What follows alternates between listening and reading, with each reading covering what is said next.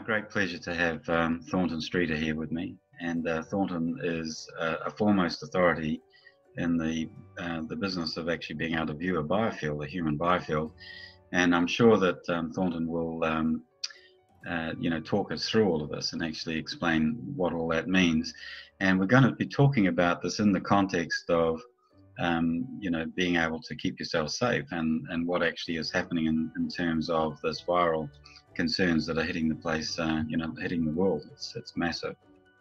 And but the biofield is a really important way of actually seeing how a person's health is actually being managed. And I'm fortunate to have one of Thornton's biofield viewers, and it's been a very interesting tool for me. So Thornton, what I'd like you to do is just actually introduce yourself and explain your journey and all of the years that have taken you from India to North America and all places in between, and just sort of introduce how you've come to where you are, because it's a fascinating journey, and the development of the energy medicine exchange and these things. So if you could just sort of present all of that and in that context that we're looking for. I'll shimmy through just to give insights, I suppose, and I like to start my kind of story with a big bang to the head. I have a scar right the way down the middle of my skull. I stupidly followed my sister into the shallow end of a swimming pool with the wrong dive, and before that happened, I was involved in completely different things. It was kind of a wake-up call, if you like. And the other thing that, a very painful bang to the head can give you is a new way of looking at things. So I guess in my 20s, I started noticing energy around people that perhaps I'd seen as a child, but, we forget these things. So it was a kind of real kick in the pants. And, I guess your journey conspires with itself. And, I just decided that this journey that I'd been on, finding my own kind of healing, because I had a lot of energy leaking out of my head. I had to have the whole thing stapled together. That's 30 years ago, and it happened early enough for me to build a really exciting career in this field. But Neil, 30 years ago, I mean, crikey, alternative medicine was just so... we still had the beauties like homeopathy, running strong, but real funding for research into this kind of thing, it's really strange. And so, I realized that, in terms of bang for your buck, it was actually probably better if I was going to be doing some serious research to do it in a country that I could afford to be in, because there wasn't a single university who would open their doors to us. And I think this is the ironic thing. Now I get invited all over the world to speak at these fabulous events, and I'm like, well, you're 30 years too late for this one. And if I can just dive now into why I feel this is really important, and obviously I'm going to show you some images of the biofield and what it looks like in different states to give everyone an idea of where we're at and how you personally can take yourself right now and optimize. Because I use this analogy of Icarus. Viruses are a bit like Icarus. And they come flying towards us. And if we have a very vibrant corona, it can't get any near us. You'll see in some of the images I show you what happens when energy is depleted or incoherent, and how that weakens them and makes them susceptible to these kinds of, things that happen. And some people get them and some people don't. So, what is the key factor? Looked and seen link medicine, and I find it so ironic that we've got all around the world on red alert. They haven't got any cure for the COVID virus, and yet we know in the field of energy medicine and I'm going to do another little aside here and introduce you guys to the Energy Medicine Exchange, which is a forum that I founded a few years ago for exactly this thing, communicating around the world, best practice, best protocols. And we know from the work of pioneers like Raymond Royal Rife, that by understanding the other dimension of something, we're so our worldview is so stuck on biochemistry that we just aren't really concentrating on the biophysics. And so in terms of human healthcare and medicine, that's what I would say. And so, for example, we think we need to attack a biochemical something with a biochemical solution, like a toxin or a medicine, whereas what we know from energy medicine is that every virus exists in a certain bandwidth. And if we can raise our core vibration out of that bandwidth, we will not resonate with the virus. It therefore can't induce this massive spread, because you're just not on the same wavelength. It's ironic, but this is the fact. We have to elevate our wavelength and our amplitude and our coherency. And I hope I can dance you around this subject and show you some of the things that I do, and obviously recommend for others. And this is obviously after 30 years of insight into this field. Now, I did notice earlier that the program that I'm using, PowerPoint, tells me I need to upgrade itself, but hopefully we won't have any hiccups. I did just mention the Energy Medicine Exchange, Neil. There it is in pink and blue and all the others, and that's just a Facebook thing, but you can find a website with the same name, and we've got hundreds of hours of educational material. So if people want to dive in while they're stuck at home, it's a really good time to kind of give yourself a degree in modern healthcare. I will serve the United Nations through NGO, and that gives us, I basically, there's 500 NGOs that have special consultative status with the UN. And they could be the Red Cross or whatever, but the point is that we all write reports and inform all about what we're up to. And this is our best shot at the moment, because it's so polarized in different countries about this kind of what's right and what's a duck, that we really need to trust the global perspective on medicine much more sincerely. Some of the other logos on here, this is the institute that I founded a number of years ago, the first ever institute to have the word biofield in it, because as soon as this word was defined, the human energy field, the aura, was given a scientific term, we changed the name of our institute. We'd already been running for 10 years as the Center for Human Energy Field Research. And that was the term that Barbara Ann Brent, Korotkov, and some of the real pioneers in our field were using. So obviously the Human Biofield project takes on the Human Genome Project. We know that they made 1 million the hard way by starting with 1 billion and ending up with 1 million. It was the biggest catastrophe ever, the Genome Project, because it worked out that the humans have got no more complex genes than a flatworm. And so there's something else that gives us our individuality and our uniqueness and our special relationship with divinity. And it's got nothing to do with genes, maybe 501s, but certainly nothing to do with our genes. It's to do with our field and our biophotonic.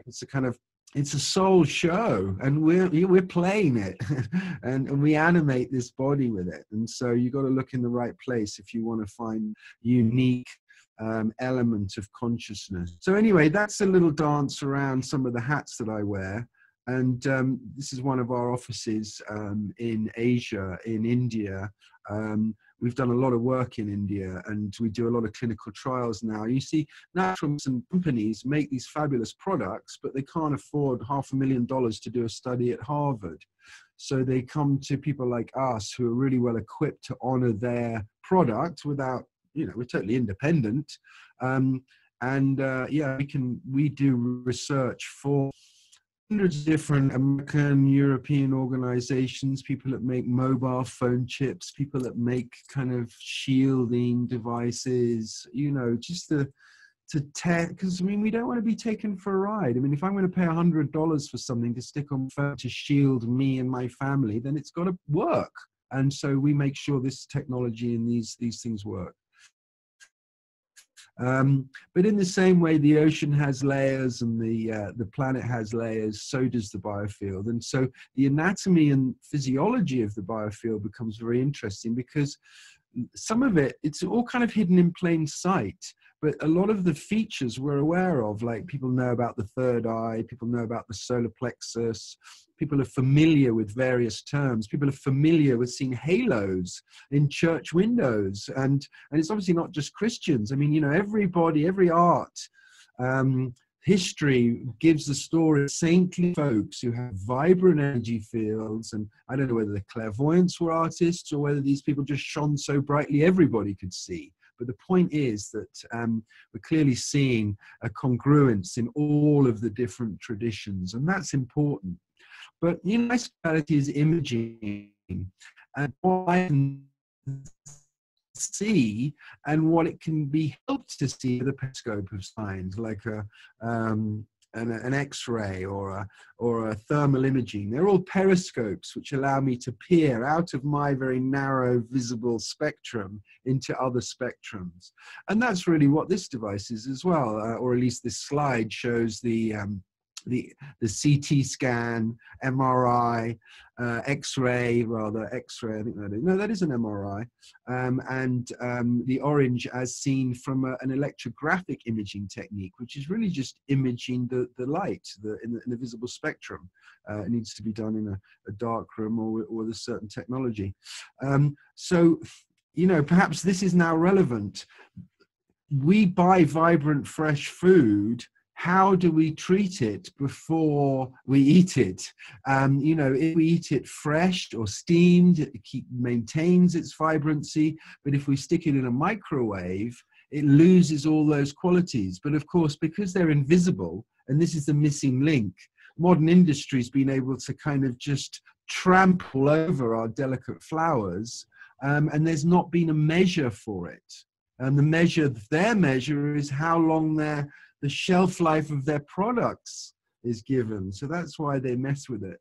But when we say biofield, this is what we're talking about. It's light emanating from the body. It's just weak. And so what we're doing here to make this plasma visible is neon bulb. You can see the light, the neon is stimulated and it goes. Well, this is what's happening here. We're stimulating the biophotons. Ooh, it says my connection is unstable. Ugh. I know that the internet provider I'm working with has got twice as much traffic because of the virus. So we have to squeeze into our little channel. I'm happy to do that. But you can see the light actually shines out of the grooves, which is interesting because palm readers are reading this sort of the skeleton of soul, and the light is shining out of all of the grooves. So it is fascinating that this really is the soul story. And of course, we now understand that this biophotonic bioplasma is not just something that we all emanate, but it can be used to harmonize ourselves with. And that's why all of the different kingdoms of life have this plasma, trees, crystals, and so forth. And so people use crystals, or in this case, some high-end plasma gun, but does the same thing, to get access to the source of this beautiful stuff, which harmonizes and stimulates and wound heals and stitches. And, we're incredible now. So again, I was speaking about congruence. I love the fact that there's millions of ashrams all over India, but they all talk about the same chakras. If someone came out with chakras only going this way and someone had them all going this way, it would be pandemonium. But we actually have congruence worldwide, even with all the different societies that speak to the chakras as different things, like dantians or tantians.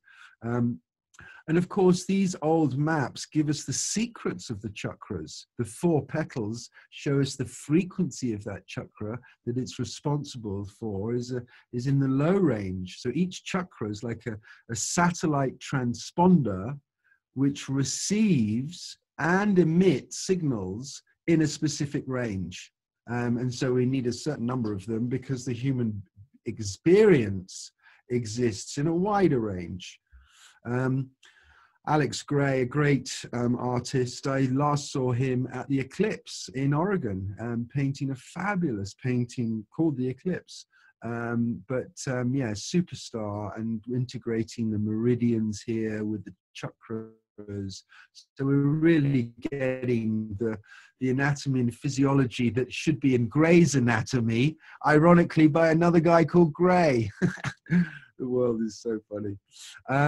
Now the field itself is a toroid, you know, it's a toroidal field. And so we're kind of like spinning, and people who work with biofields are interested in the pitch and the yaw of people. If you've been sitting next to some psychopathic loony in the next cubicle in your office, your energy may be flared back just like that because you're having to deal with this local issue. Interestingly, when we speak about the spin of this toroid, it's a bit like a top that gets set spinning for 70 or 80 years. And if it starts wobbling, well, that's the sign of the system breaking down. So we're seeing wobbling in diseased people and trying to get the spin back to speed and on its central vertex and, you know, back in harmony. Otherwise, you end up with a kind of tornado alley of disturbed chakras, which break down the whole system. So this is the front line. I mean, this is our boundary.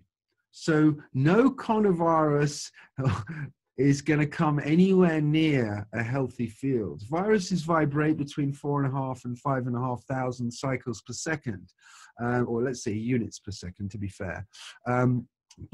We vibrate in a healthy state at 7,000 or 8,000. So as long as I'm, you know, drinking orange juice or eating wheatgrass or omming, things that keep my vibration high, nothing's going to get anywhere into this beautifully coherent, vibrant field.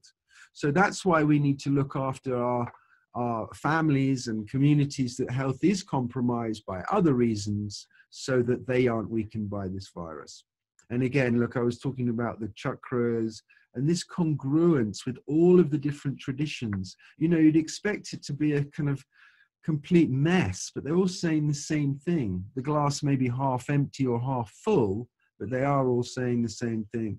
And of course, the scientists in the field are really brilliant, often without any, but I can assure you, sweat, blood, and tears to get equipment, technology, you know, funds for staff. It's been a real journey, and I'm glad that, you know, we can share this kind of stuff more openly with the world, and maybe some of the young people who are watching this conference will think, you know, maybe this is something for me to get into, you know, the science of healing. Now, this is an interesting aspect, you know, biophotons, a bit like the flame of a candle, are best kept in the flame. If the flame starts flickering and dancing around, well, then your candle's going to not last very long. So biophotons like to stay in the body as a flame. And then, of course, the glow is the biofield, what we see around a candle and what we see around a person. So in this case, we're seeing the fingertip of a sort of heavy smoker, and that nicotine, the chemicals, the heat have damaged the subtle etheric field. And so it's leaking biophotons out. So when someone's diseased, they leak biophotons. Yeah. A healthy person's field, as you can see all the way around, and this is a nice overlay shot that I took years ago with my friend Nigel when we just worked out how to do this. Shine a video camera underneath a Keelian box so you didn't need to have a dark room. I mean, this is breakthrough. We did this before Korotkov even, well, actually, no, he was doing, no, he wasn't. He had that briefcase, I don't know, but look at the size of the plate. I mean, this is both hands. Korotkov's only ever had one finger, a tip. So yeah, I mean, and this is Korotkov's imaging. This is what I was talking about, having these weak spaces where a virus can come in. This is it. So if I can and harmonize or amen, you know, whatever it is, just saying the sacred sounds to harmonize and emanate this field, no virus gets in. I mean, I don't mean to come across as a medieval quack, but, you know, fundamentally, that's really what we're saying. And of course, we've done so much research with all this technology that we really know our stuff. The technology that I developed with John Catchpole, after years of working with the brilliant and maverick Harry Oldfield, we both started with him when we were kids, but obviously we've taken this technology, he's passed now, but into 3D, allowing us to see the meridians as, you know, mountain range. And, you know, the current, you see acupuncture points show up very clearly. But, you know, if we're looking at, say, a cancer on the body surface, the field is different where there's cancers. And the other thing that's quite interesting, Neil, about our technology is that I can run an MRI scan or a CT scan through a biofield viewer. So I can take a rather blotchy image of an MRI of a tumor and actually then show you exactly where the malignancy is within the tumor. So there's all kinds of promise for our technology. It's just that because we're alternatives and we don't fit the worldview, we've got to wait for our bus, I suppose. But you can see with the 3D how crisp issues show up. You know, and this lady's knees, you know, I can show her in the 3-4 different exact spots where she feels pain. And if I can show someone where they're painful without them having to say something, this is opening the channel of trust. And so if I then give this person good advice, they're much more likely to take it because they know, I know what I need to know to help them. And this is the beauty of a soul mirror digital system like this, which we can use now even on the internet. People are all stuck at home. I can take anyone's biofield image at home with a little bit of instructions, and so can you. So, you know, there's hundreds and hundreds of our practitioners around the world, and we could help people right now you know, understand what fine-tuning they need to do to maintain or to optimize their field. And this is an interesting slide. This is in our Chakra Viewer, which really focuses just on the chakras, but it's a live image. There's no stimulation, but you can see how this solar plexus is trying to help this heart chakra, like solar, fire, the element, earth, wind, you know, sorry, earth, water, fire. Fire is a solar plexus, literally setting a fire under the solar under the chakra. But in doing so, in being so open, that chakra has now picked up something else. So this is disease. When our chakras are working for homeostasis, but they get compromised and then it becomes physical. So disease is prevented at this stage. This is proactive, predictive, non-invasive screening. You go for an X-ray, it gives you cancer. I mean, what is that? It's ridiculous. A 50-year-old woman who goes for a mammogram has had so many mammograms that it's a coin toss whether she gets cancer from the mammogram at 50. I mean, this is a dark age. Yeah. Now, I can't challenge my medical brothers and sisters today when I see them so working hard all over the world, but I can certainly challenge the worldview that they've been held under. Now, this is a little video, Neil, and I'm not going to show you the whole thing. I'm just going to take you to the point where the healing moment happens, and it's fascinating. I wonder if I can do it without sound. That'd probably be better. And so you see what's happened there, bang, that's it. The healer works for a certain amount of time, but then the phase shift happens. I'm going to show it to you again because it was about, it's about 120 there. So she's doing the treatment. You can see the lovely third eye, the throat chakra, the solar plexus, the healer's leaning over. Oh, I need to press play again, I guess. And then suddenly she yawns, and then she like steps up an octave and a whole energy, poff, look at that. live healing. Wow. It's like we're turning the lights on in the operating theater. And it means that we can find the trigger points or the sounds that is going to tip someone into that cascade of optimization. It's a beautiful thing about working like this and not having to rely on drawings. You know, for so long we had to rely on, you know, this sort of clairvoyant drawingness and then the Mickey Mouse aura cameras. But now we've obviously got technology which can reveal the acupoints. There's a new machine, God, what's it called? NED or something. But actually, if you hold this thing over the chest, you can see all the acupunctures. It looks like a constellation. You can actually see the light shining out of the point. It's weird that the whole, you think your skin is just skin. It's like Avatar. You look at it in a different zone. The whole thing is firing light beams out all over. And some of them are blocked and need to get unblocked. So they stick needles in there and they call it acupuncture. I mean, you know, we're so blind to this, and it's the missing link. It's the elephant in the room that defines our well-being. And I'm so delighted to share it with you tonight. Anatomical features, we've been talking about the meridians as energy channels, and they've been poo-pooed because they don't exist, but actually they are physical vessels. I've done a lot of research into this. And, you know, under electron microscope, they are physical vessels, but they look rather like fiber optics. And when you actually do research, for example, with great pioneer Joey Jones, stimulating the vision point on the toe, it lights up the brain. It's a functional MRI. It lights up the brain in the same way that if I shone a light into the eye. So in other words, these Oriental medicine practitioners were onto something, calling certain points on the feet to do with the eyes. I mean, modern medical practitioners just go, that's ridiculous.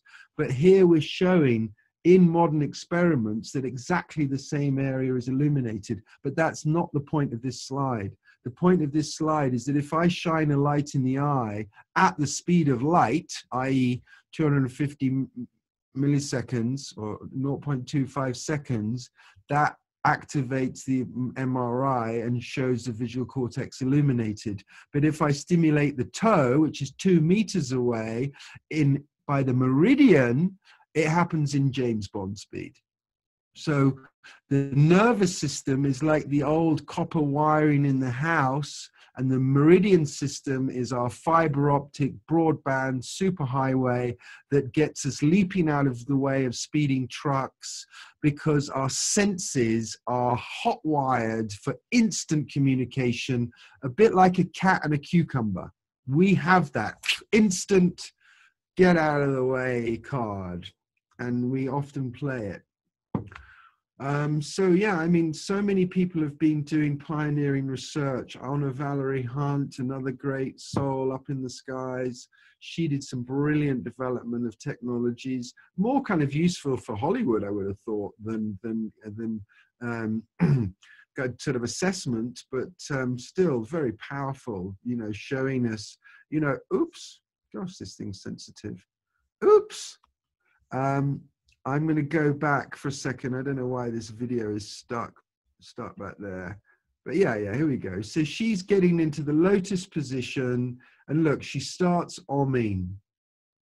Bang. That's the secret of surviving the virus right there. A bubble of light around yourself instantly with a sound, or a fork, or a hum, or whatever it takes for you to get centered and be present. That is immunity. It's got nothing to do with anything else. So yeah, I mean, a lot of research we've done with different technologies. Like I said, Biofield Viewer is our machine, which allows us to look at the body in different ways. The Biofield Viewer speaks to the systems of the body. So for example, in this case, maybe this guy's digestive system, dental, skeletal system. And the Chakra Viewer allows us to speak to, you know, from a slightly different perspective. We see maps of emotions, and so we know this is sadness and grief. And I can ask this guy, what are you sad about? Rather than, are you sad? And so he's going to tell me because he knows I know. It's funny. And you can see this guy's not very well grounded. It's quite a common urban look, this kind of starting to get pinked up. Yeah, I mean, you know, there's a process, taking a set of images. I don't need to go through all that. But in terms of diagnosis, I mean, this is what's so crazy. I said to this lady, not here, take these pills for the rest of your life, but here, call your daughter, because this is emotions, this is the family, this is the daughter. And I said to her, what's going on? She said, yeah, I had a fight with my daughter and she left with the grandchildren 2 years ago and I haven't seen them. And I said, okay, well, your prescription is call your daughter. I told her that before she said a thing, because I can see it in the field. With practice and good training, we can tell the difference between someone whose health is compromised, they may even have a cancer in there if there are black pixels, and some young, vibrant guy with a beautiful crown chakra. But these are the images that I wanted to show you, because this is a 6-week journey. Anyone can start wherever they are and they can get to optimization in 6 weeks by taking on some kind of modality. And it can be whatever you want. You may be stuck at home, maybe watch some Tai Chi, but just get that energy flowing and moving, because this urban environment makes you look like candy floss or cotton candy, you say in America, because your energy field gets all congested and slows to a kind of very sluggish state. It's a kind of protective shielding all the way around, in fact, but it's not healthy because, you know, putting up one shield must weigh a lot, but having 20 up there, I mean, how can you watch your own back? So yeah, I mean, just taking on this responsibility to optimize our own fields. And, you know, these pictures is worth so much because I didn't even need to have my own picture. I just get it. If I do what this guy says and I do some Tai Chi and some grounding, if I've got dental issues, maybe some oil pulling. I mean, we've got limited resources at home. So, you know, my trick is shoes off and coconut oil, and we can get somewhere here with some Oming and totally change your state of well-being as you sit in your armchair at home thinking, I can't even go out. Then stick your feet in a bucket of water and stick some salt in it. But the point is, we've got so many opportunities in every moment to line up with presence. And this is kind of when the chakras become a little bit more esoteric, because the lower 3 chakras are basically just navigating space. 3D, 1D is the lower chakra, 2D is the second chakra, 3D is the third chakra. So the lower chakras are like gyroscopic plasma jets, keeping the space station feeling still, even though we're spinning on a ball at 1,000 miles an hour. But the heart chakra is time. Remember, space-time? The 4th chakra is time. So people who want to experience life rather than a human doing, a human being, people who really want to be, need to understand that they need to kind of overcome the journey of self-discovery, let's say, so that when we get to the heart, it's not green with envy, I like your stuff and I want it. It's green with love, I like your stuff and I'm happy you've got it. There's a different journey. But if we can reach that point at the heart chakra of presence, because this is, the heart beats with time, and our bodies surf this wave. So we're surfing a wave of time, and the lower 4 chakras do all this subconsciously. Now, we then have to choose whether we're going to use the sports gearbox. That's the throat chakra, the brow chakra, and the crown chakra. I've done a lot of research into distant healing. So I've learned in that research that people are working beyond space and time when they're doing distant healing. That's why it's great. We're all cooped up, but we can all heal each other.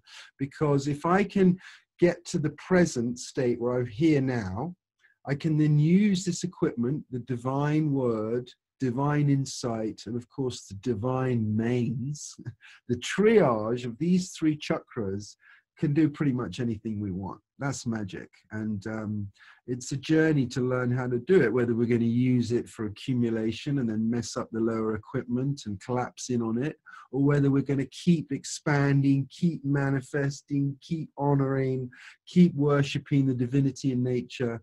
And that gets this beautiful white shining field, Neil. And like I said, I've spent 30 years imaging people's energy fields.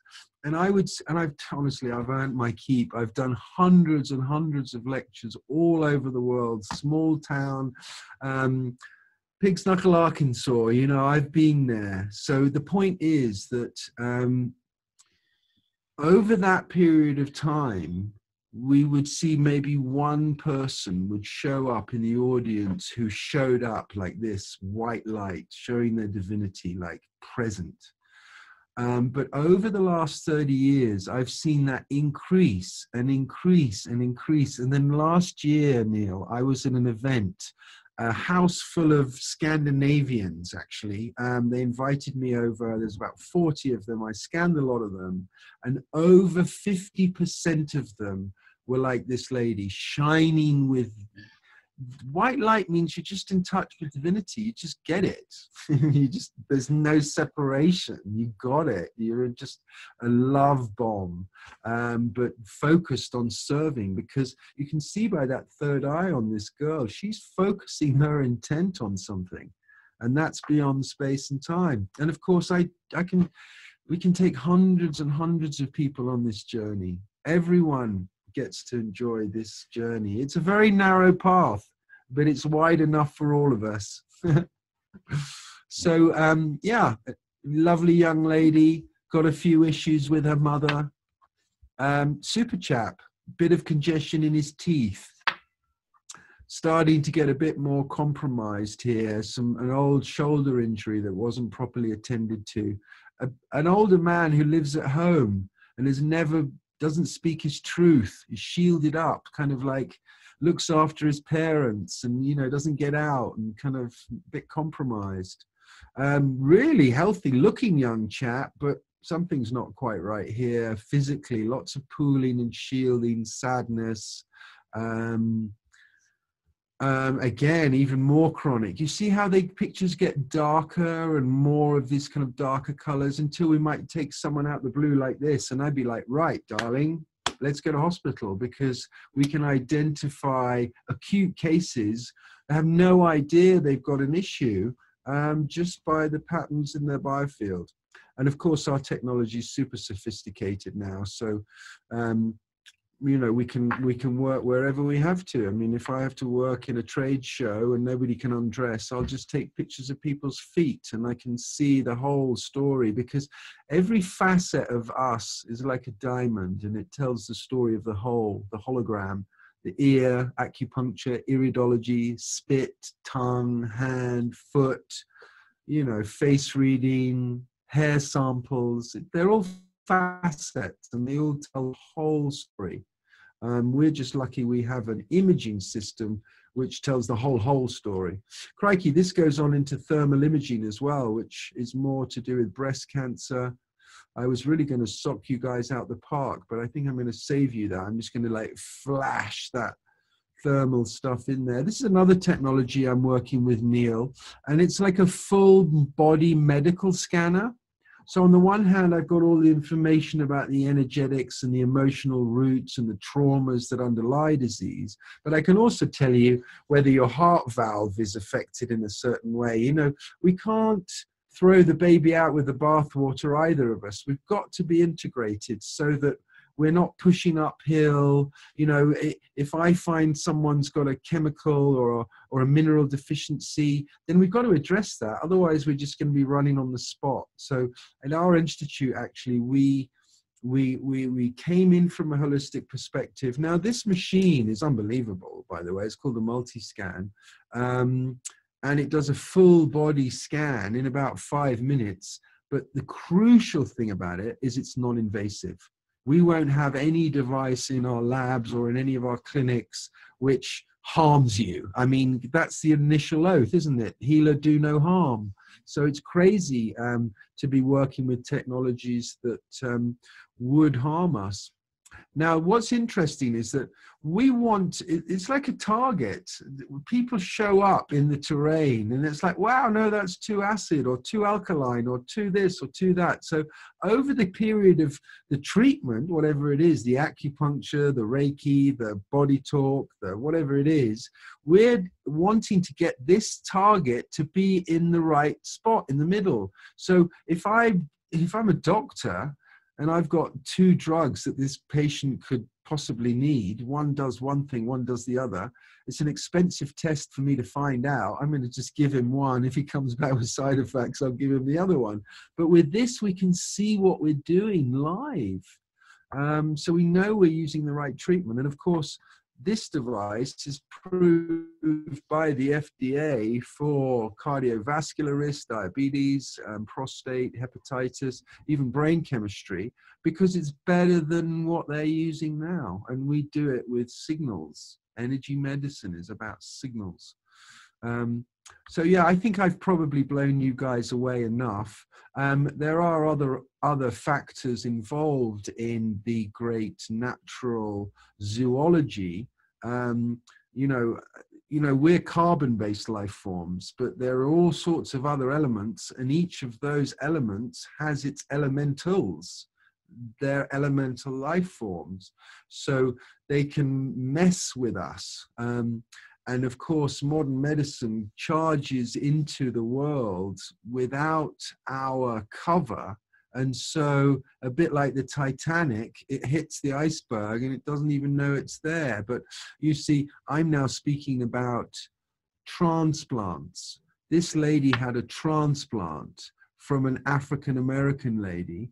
And with the bioluminator, another biofield imaging system, you can actually see the owner of that heart comes with it. You know, this is pure. I mean, how can we be doing this without knowing that, without having people around going, oh no, she needs a bit of guidance, she's going to go berserk and they're all going to run off a bridge. But the other thing, of course, is that when you cleave someone open, when you don't know what you're doing, look, there are other faces in here as well. This is a possession now. So, you know, what are we up to in modern medicine? And I'd just like to think that we're going to come together a bit more. I have to end my talk by honoring the brothers and sisters working on the front line in hospitals right now. If I was a medical doctor, I'd be down there myself.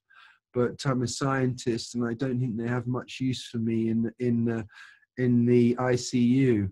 But I do know that our technology is supporting people around the world, and I'm working my butt off training and sharing my insights as much as I can from home. It's been a real pleasure, Neil. Is there anything else you need from me? Well, look, I just want to congratulate you on the work that you're doing, Thornton. It's remarkable. And, as you say, like, well, you haven't mentioned about this, but in my own case, I do a lot of distance healing work. And, without the kind of tools that you have, it can be very difficult from a trust perspective, what people are talking about. So what you've shown here today, like in a nutshell for me, is that there's ways of actually viewing the benefits that come from something as simple as saying an Om or Amen, or another sacred word, and so on, and the power of it, the power of becoming coherent between the head and the heart, for example. The marvelous work of the Heart Math Institute would be common in this as well. But fundamentally, what you've shown is that there is stuff that you can do right now. You're stuck in your lounge because you're not allowed out on the street in many cities in the world at the moment.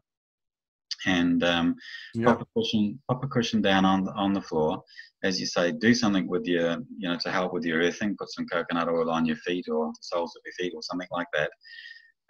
But have the intention. For me, it wouldn't be necessary to do any of those things. I wouldn't say that it's necessary, but the ritual of doing it and the connecting into, the whole heritage of we sit in a lotus position or cross-legged. In some way, if you can't get yourself into a lotus position, sit on the floor, feel that sense of the earth, And even if you're up on the 20th story in your Manhattan apartment, you know, you can do this. And in so doing, yeah, you can use your imagination. Yeah. But in so doing, you're going to go towards the path of that beautiful white auric field, because you're bringing your vibration up to it. So Yeah. like, that's the other critical aspect of it, is that people can do this right now. They don't have to be in touch with, you know, a Thornton and your laboratories and all of your people or your researchers, all that kind of thing. You don't have to do that to actually, you know, be able to actually have that happening. You can just sit in your lounge and do this. Tune into the YouTube videos on Tai Chi. Follow some Tai Chi instruction. Do some yoga. Do any of these kinds of things, and it's going to make a profound difference. And the other aspect that I've taken from and it's Neil, there's one thing I wanted to add, is that actually it's fine just to dance and wiggle to your favorite music as well. You know, just to you know, some people, they just don't want to step east or west. They just can't swing all three ways. They're just stuck in a certain buckle or something, and then honor that. You know, people can just sit there amening 100 times. I mean, the key core seed sounds are embedded in all traditions. Yeah. Okay, so look, that stuff is wonderful guidance and advice. And Thornton, just to end, I wonder if you could, you know, just summarize your appeal. So this is from your heart. What is your appeal to the world?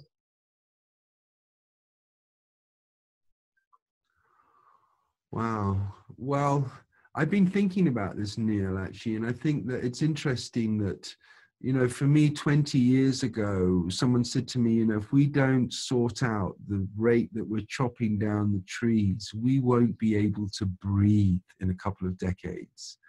And that's kind of now. And I don't know how we did in planting trees, but I think this coronavirus is a bit like that as well. It's just here to remind us that we need to find balance. And certainly, if I survive this mad pandemic in the next year or so, I certainly will dedicate my life to planting trees. I mean, I live in the middle of the Rocky Mountains with millions of acres of forest around me, but that's not true for everybody else. And I'd like to share that fresh air with everybody. So if that's a good answer, I don't know, but I've been inspired by this whole journey that we got to plant some seeds. And me and my little girl have been planting seeds yesterday. They're in their incubators. Oh, wonderful! That's perfect. You know, what a wonderful embracing thing. I've earlier this morning I interviewed Joel Hervik, who's actually an environmental lawyer, and you know, her plea was around, you know, wake up, just like yourself. You know, it's actually wake up, and you know, raise your vibration and these things. And you know, here one of the wonderful things about all these interviews that I'm doing, Thornton, is I'm hearing over and over again the same words. It's wake up. Wake up, understand what you're doing. Yeah. Be connected. And yeah. You know, well, actually, I think we're already awake. I think we just need to get on with it. I think it's sort of infatuation and dalliance with waking up is a bit like who's going to make the tea in the morning. I think we just need to get the hell on with it. Get going. Just do it. Just start. Yeah. That's another message that's been coming through as well, is don't think that you have to do a whole lot of preparing. Just start. Just get going. That's perfect. Yeah, well, thank you so much. Help. Yeah, thank you so much. So Dr. Thornton Streeter, and all of the wonderful things that you're doing. Thank you. I really deeply appreciate your time today. And people will be able to make contact with you and the various organizations via the links which will be on the website associated with this video. And it's been an absolute pleasure. So thank you so much.